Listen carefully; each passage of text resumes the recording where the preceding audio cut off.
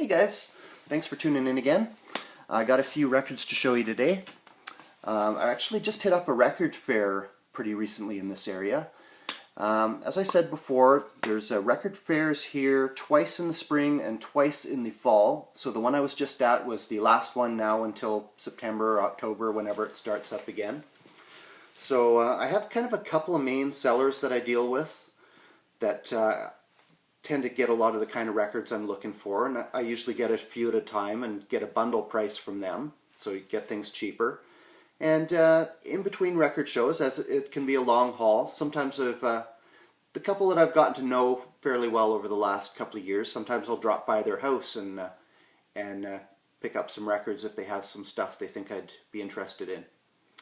So one of the sellers I normally deal with was not supposed to be at the record fair, but I guess there was a cancellation and he was able to get in.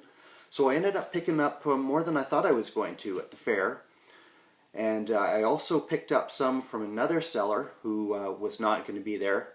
But I went to his place and got some stuff just before the show, and a few kind of random record store and thrift finds before and after the show. So I thought I would kind of deal with that first in this video and get into the record show stuff next video, as I haven't even had a chance to listen to any of that really yet. So first up, the seller I deal with, he's kind of got a line on some reggae. A lot of kind of old pressings, just unusual stuff you don't typically see here. If in my area kind of old reggae records show up, they tend to go fairly quickly. But this guy sometimes gets some stuff that you just would not normally see. I've kind of organized these by producer. Producers are kind of important in Jamaican music. They've kind of been the engine that drives changes and innovations in the music over the years. Jamaican music a little bit different from, say, rock, in that the kind of rock band concept is not really the norm. It's more producers who are acting as kind of a cottage industry, employing musicians from kind of the floating pool of session players that would be around, then getting in the vocalists to do their thing and putting out the music on their labels. Now, the producers can kind of, their actual involvement with the music can kind of vary. Some of them just finance the sessions and let the musicians get on with things in the studio. But one of the most important producers is C.S. Coxon Dodd on the Studio One label. That's the classic red Studio One label there. This is Winston Francis, Mr. Fix-It. This is about 1969, 1970, kind of an earlier style of reggae. More, mostly cover versions here.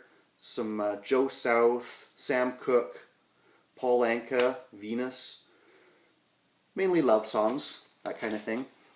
But, Studio One, often described as the Motown of Jamaica. It's a fairly reasonable analogy. A lot of singers got their start there that later went on to do other things. Bob Marley, just one of them. And another one was Dennis Brown. Recorded his first album at Studio One about the same time as the Mr. Fix-It album, probably about 1970-ish. 13 years old. Went on to become one of the most prolific singers in reggae. It's been rumored that he has in the low hundreds of albums out before he died in 1999. And Bob Marley's often called the king of reggae. Dennis Brown typically called the crown prince, as a nod to his level of popularity. Pretty much anything he recorded in the 70s is classic.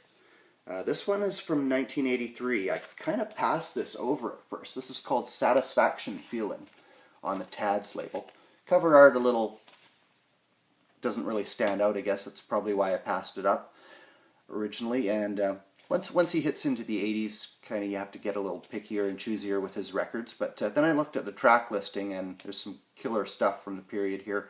Easy, Take It Easy, Rub-a-Dub All the Time, Praise Without Raise, Don't Want to Be No General is the one that hammers you at the end. So killer Killer album from him. This guy probably needs no introduction.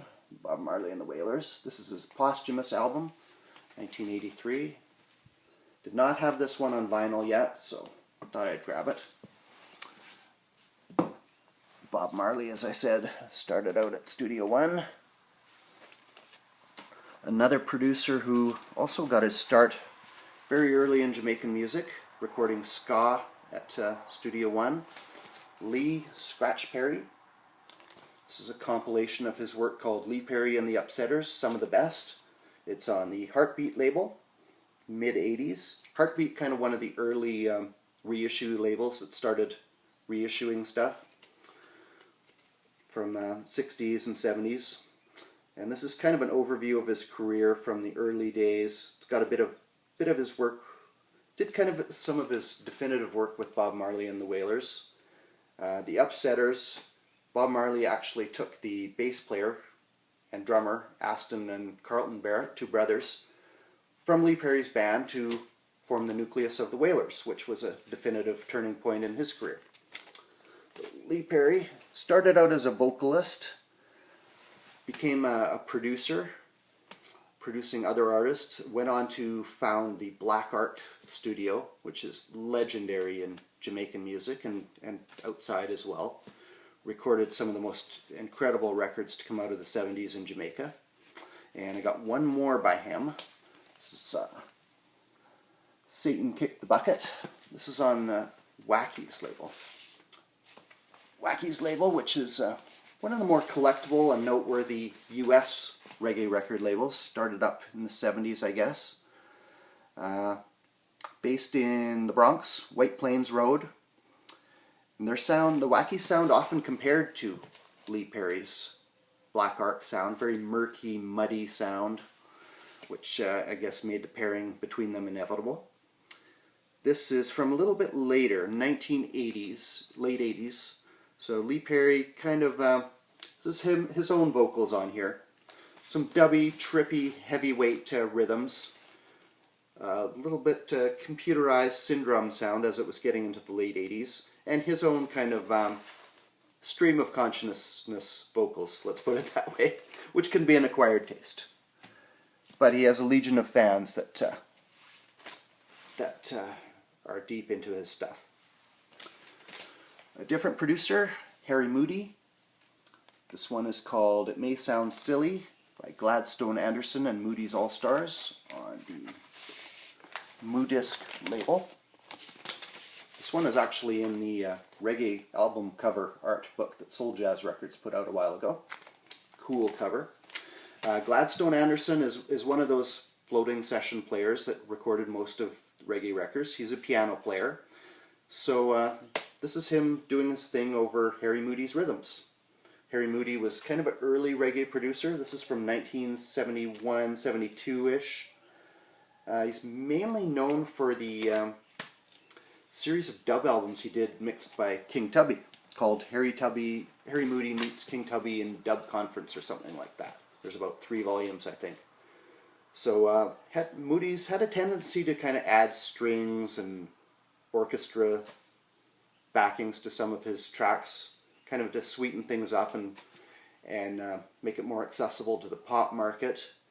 But his rhythm's always well constructed, which has made his stuff desirable to this day. And getting on into, got another Wackies here. This is Chris Wayne. This is also from about 88, I think. So Wacky's production, actually on the Tachyon label, which I think there was a Japan connection to Wacky's, which there was something to do with the release of this one. Chris Wayne, he was a singer with the Jamaican harmony group, the Viceroys. So this is one of his solo ones, in more of a digital style, which was the fashion in the late 80s. But the first half of the 80s, when the dancehall sound really took effect, the producer who pretty much ran things for those few years was Henry Junjo Laws. And this one is by him.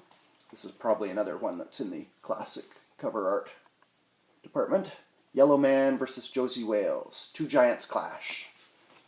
As I've talked about the Green Sleeves label before, this is another one by them. It's from 1984. This is one of the Clash type albums. They would have one artist on one side and represent as kind of the veteran, and side two would kind of be one of the up and coming artists. So the listener would kind of decide who is the winner. But the listener usually the ultimate winner in these. And it's produced and arranged by Henry Junjo Laws, backed by the Roots Radix Band, 1984, which is pretty much all you need to know for quality. And another one by about the same period, by the same producer, Michigan and Smiley, Diseases is their big hit. The album's called Downpression from 1982. Green Sleeves yet again. I've talked about the Green Sleeves label before. They kind of started up in England in the late 70s, and they had the right connections to the right producers who were changing the sound at the right time, that they were able to release all this crucial music in the UK and internationally. And I got another one here, Earl 16. This is kind of a rare one, I think, year 2000. This is on the Oswald label.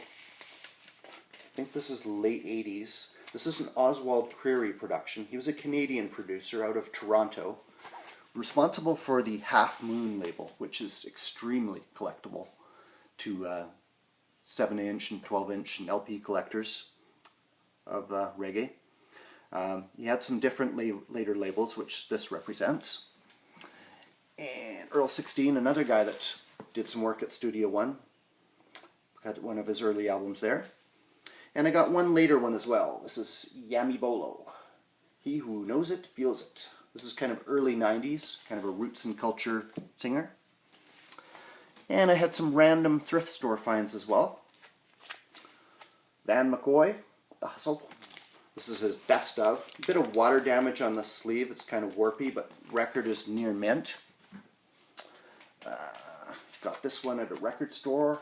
Brick, Good High. This is from 1976. They call themselves Disco Jazz, or Daz for short, which is the name of one of the songs on this album that was, I think, one of their biggest hits. But basically it's straight up R&B, funk, some cool stuff there. I got this one, Buster Poindexter, self-titled. He is actually the lead singer of New York Dolls, David Johansen. In the 80s he adopted this kind of tongue-in-cheek lounge singer persona. And this has actually got that song Hot Hot Hot on it, which I'd heard a million times. I don't know if it was in a commercial or whatever. I don't really remember it being a big radio hit, but I never knew it was by him. And I found this one, Alan Stivell, Renaissance de la Harpe Celtique. This is some kind of Quebec pressing. It's all the liner notes are all in French. It's from 1973 on Polydor. Found a few of these kind of Celtic folk things in the thrift store. I kind of like that every now and then. Chieftains 3 and 8. All in nice shape.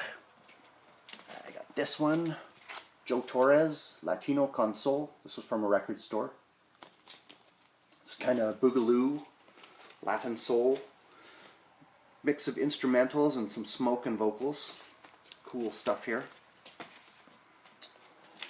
I got this one kind of in the cheap bins at a record store. Dr. Buzzard's original Savannah Band. Goes to Washington. This is, I think, their second or third album. I found the first one in a thrift store in like mint condition, so I thought I'd grab this one. They were kind of basically disco, R&B, kind of funk, but they had kind of this swing era Cab Calloway shtick that they dress it up in. That's their style, and kind of witty, humorous lyrics. So kind of more intelligent disco, I guess you could call it. At Gary Newman, Two Boy Army replicas. This was $1. Nice shape. And Hawkwind, the first one I've ever got by them. It was in the cheap bins at the record store. You never see that. This one is called Roadhawks. It's from early, mid-70s, I think. It's kind of a live compilation. I've never heard any Hawkwind before. Don't really typically see them around, I don't think. Or maybe I just haven't been looking for them, but I think I will be from now on after checking that out. And last one I got was the band Last Waltz. It's a big double LP set. That was $10 in the record store, which I thought was pretty good in the cheap bins. In perfect shape. Alright guys, so, oh yeah, and a couple of 7-inch finds. This one is from that same reggae seller. I got one 7-inch by him. This is Burning Spear, Slavery Days, original Fox label out of Jamaica. Later came out on the Marcus Garvey album, issued by Island. One of the probably top 10 reggae albums of all time. And I found this one in a thrift store just the other day, actually. I was pretty stoked to find this. Gene Chandler, Gonna Be Good Times on Constellation. This is mid-60s, I think. Curtis Mayfield tune. Northern soul, I guess, kind of thing. So that's about it, guys. Hope you enjoyed this. Like I said, I've got another update for you ready to roll pretty soon. Just got to start digging into this records fair haul, and then I'll have that one up for you. Alright, cheers guys.